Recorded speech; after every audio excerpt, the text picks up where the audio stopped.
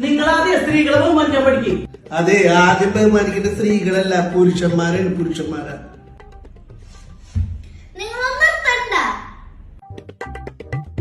അതെ, ഞാനൊരു ദൈവത്തിന്റെ കഥ പറഞ്ഞുതരാ. അത് കേട്ട് കഴിയുമ്പോ നിങ്ങക്ക് മനസ്സിലാവും പുരുഷനാണോ സ്ത്രീയാണോ ബഹുമാനിക്കേണ്ടത്. എന്നാ നീ കഥ വായിക്കി.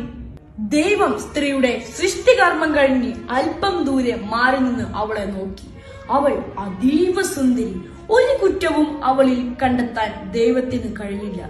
സ്ത്രീ ഈ അവസ്ഥയിൽ തുടർന്നാൽ പുരുഷൻ അവന്റെ ജീവിത ലക്ഷ്യം തന്നെ മറന്ന് എപ്പോഴും അവളെ തന്നെ നോക്കിയിരിക്കുമെന്ന് മനസ്സിലാക്കിയ ദൈവം ആകെ ആശയക്കുഴപ്പത്തിലായി.